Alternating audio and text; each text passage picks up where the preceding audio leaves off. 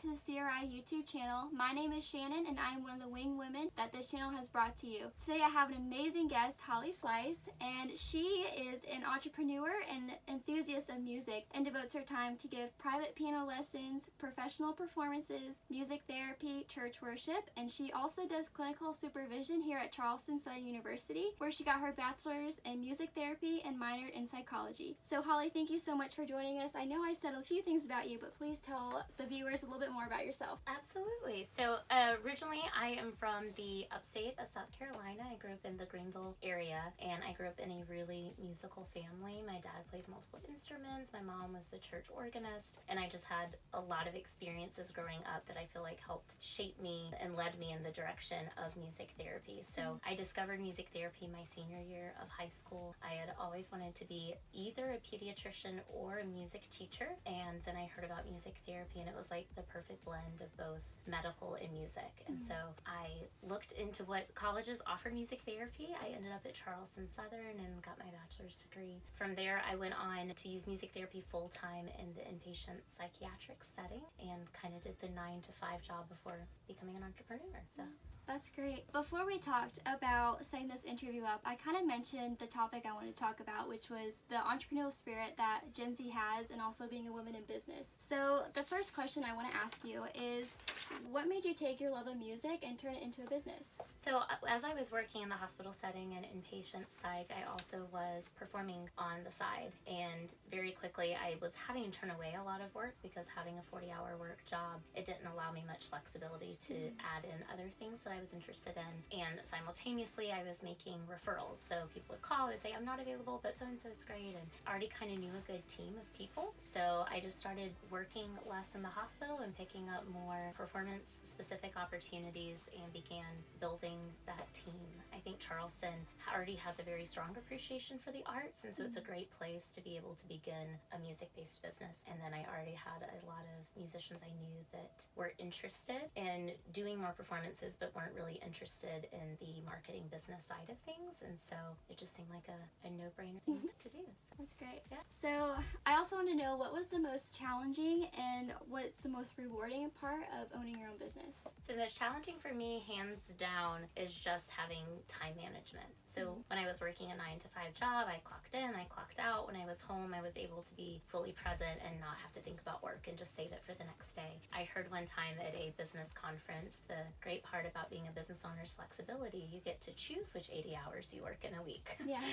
It's kind of the joke, but it is so busy all the time, and that pressure, like if you don't do it, it's not going to get done. Yeah. And so sometimes it's hard to take a step back and just have time for yourself and time for family. And so I try to work really hard to have faith, family, and business in that order, but sometimes that order gets a little muddy because I'm trying to wear all these different hats as a business owner. So that's definitely the most challenging part for me. The most rewarding for me is as a business owner, I love getting to choose my own team. I enjoyed the previous jobs I had in the workforce, but I was part of a team that I didn't get to choose. And sometimes, I worked with people that I wouldn't have necessarily chosen to work with. And so it's been nice to be able to build a team of people that I all love. I love being around all of them. And so when we have our staff dinners or we have get-togethers, they're people that I really enjoy being around. And so that makes it extra rewarding and more fun to work with them. Yeah, that is so rewarding. But I'm also interested to know, our world has kind of been turned upside down by COVID. How were you affected in that, and how were you able to turn things around? So COVID, especially for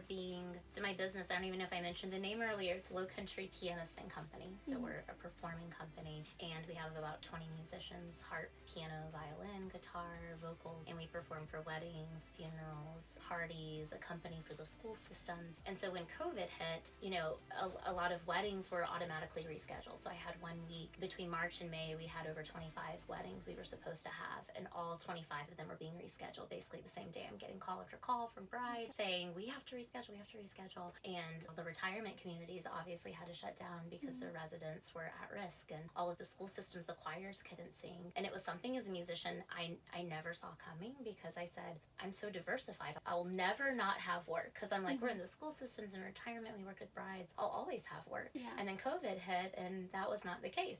Everything shut down, especially in the music events type arena. And so there was a lot of, regrouping, and I fully believed and believe that things will come back. I already see them coming back. And so my mindset shifted to say, well, what am I going to do now to prepare for the future? How can I build our company to be even stronger once we're able to come back? In 2019, we had 600 performances. So I was just like a hamster on a wheel trying to keep up, that I didn't have time to step back and say, how can we continue to improve? How can we continue to expand? And so COVID allowed that moment to breathe. And so we were able to update our website and not just have solo and duo information, but our trios and quartets. And we have some of our musicians that write songs. And so we were able to create a section of our website for custom songwriting. Yeah. So if you want an original song to walk down the aisle at your wedding or for your first dance, you can work with a songwriter to write something for you. And those were always ideas that I had in the back of my mind, but there was never the moment to make them come to fruition. And so that was really rewarding to expand Low Country Pianist. And then with COVID, I also started getting a lot of calls from people looking for music lessons, and especially virtual lessons were becoming more of a thing, and that never really was a mainstream thing. I'm sure some people did virtual lessons on the side, but it wasn't. Now every music teacher does, because that's kind of how you survived at the time. And so I started getting more calls for people looking for lessons, and it was kind of the same thing. My schedule was too busy to take on more students myself, but I know a lot of great musicians, some of which also perform with Low Country Pianists. So I launched South Carolina Music Lessons, and we launched in October, so 6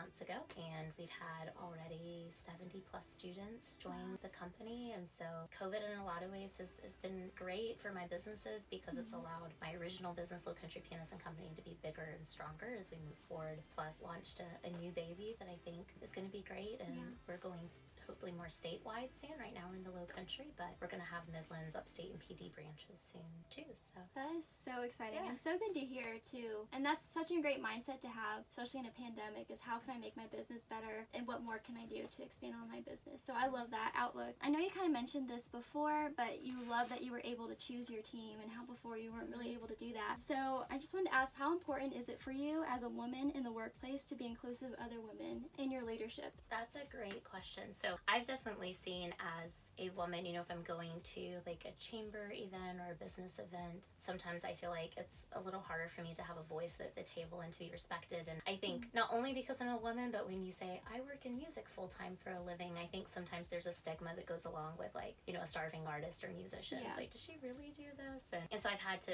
overcome some of those things. But with that as well, I think I've worked in my business, and my mindset is, I want to have a diverse work team, and I try to not honestly really look at the gender of the person or the race of the person, whatever it is, but I'm looking at, are they dependable? Are they professional? Are they talented? And those are the three things. Like if you meet the criteria for those three, like I want you on my team, absolutely, hands down. And I think one of the positive things we're seeing lately is a heart of inclusion and making sure that the playing field is more equal for all.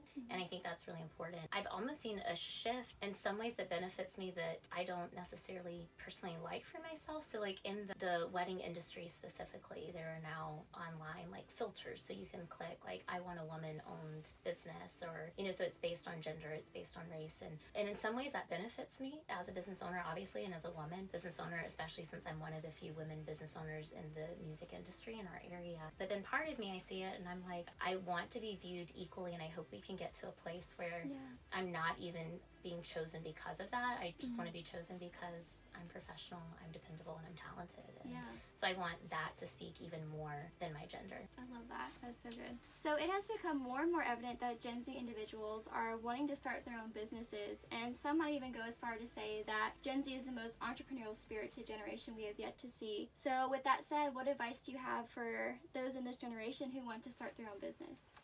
So I've had the opportunity to work with a member of the Gen Z generation as an intern for my business, and I loved the enthusiasm they brought to the table, also really a strong background and understanding of technology and social media, and I think that's something we see really widespread within the Gen Z community over other generations that we've seen to this point. And so I think there's a lot of positives there, the energy and the knowledge of social media. One of the things I would really encourage, I think this isn't just even in Gen Z, but in our world, we're we're so quick to want things automatically. And I think the technology world has made things so easy to get quickly. And I think sometimes just having patience and long-term vision and being okay with, putting in the day in and day out.